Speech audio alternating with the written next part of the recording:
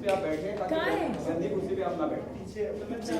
कुछ surprise entry performance करेंगे। चलो silence guys, silence.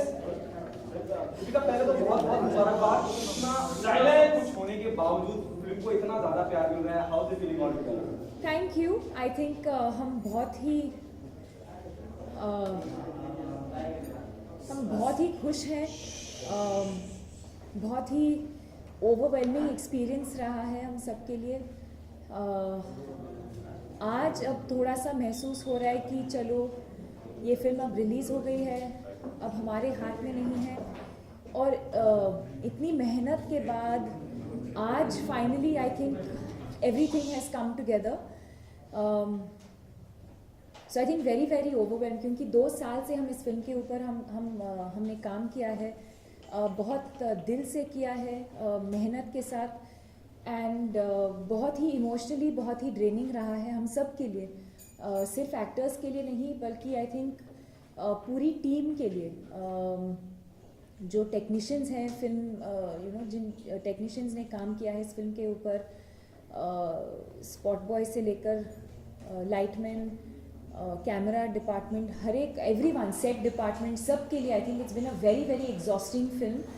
But I feel जब हम अब रिएक्शंस देखने के बाद वी आर वेरी ओवरवेल्म्ड। ये फिल्म और भी अच्छा बिजनेस कर सकती थी अगर जिस तरह से कल कई जगह रोका गया है फिल्म को, पुणे से लेके और कई जगह रोका गया है, तो फिल्म और भी अच्छा बिजनेस कर सकती है।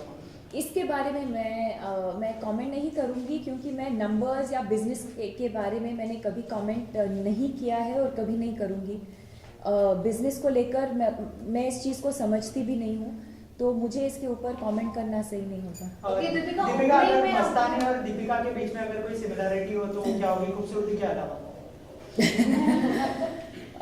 Thank you. I think similarities तो आई थिंक मस्तानी के जैसे ही, और सिर्फ मैं नहीं, आई थिंक एवरी वुमन, और मैंने हमेशा ये कहा है, हर एक औरत के अंदर कहीं ना कहीं वो जो डिटर्मिनेशन है, जो स्ट्रेंथ है, और कैसे वो मल्टीटास्क करती है, या कैसे वो मतलब when so many people are against her, फिर भी वो इतने मतलब दिल से and with so much strength, inner strength, she goes after what she wants. I think कहीं ना कहीं हर एक औरत के अंदर ये गुण होते ही हैं, and so I think that's what makes Mastani so relatable. I think every day as women we are faced with different kinds of challenges. हमें खुद शायद यकीन नहीं होता, या खुद हम शायद महसूस नहीं करते कि वो शक्ति या स्ट्रेंथ कहाँ से हम निकाल रहे हैं, पर वो हो जाता है।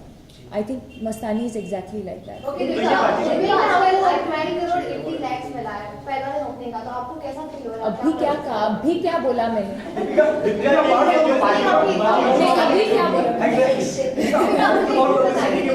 वो क्या रहा है? तब you looking so stunning in the film कि आपके ऊपर से नजरें नहीं उठ रही हैं लोगों की, and everybody is talking about your beauty in the film and otherwise also. So ये इसके पीछे क्या राज है? ये नया सवाल है।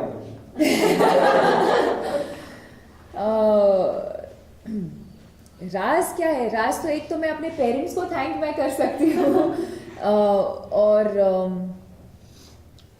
बाकी आई थिंक ये संजय सर का विजन था, संजय सर का विजन है कैसे वो एक्ट्रेसेस को प्रेजेंट करते हैं पर्दे पर, और मेरी पूरी टीम ने बहुत मेहनत की है।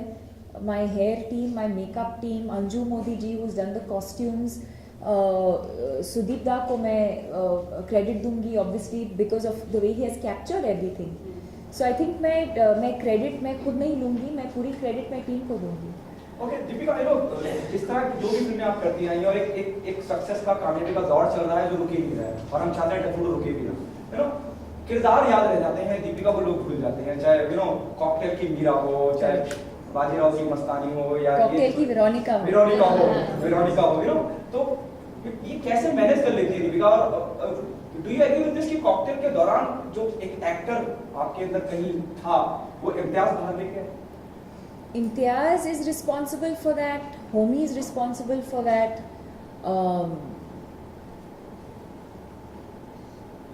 और कहीं ना कहीं आई थिंक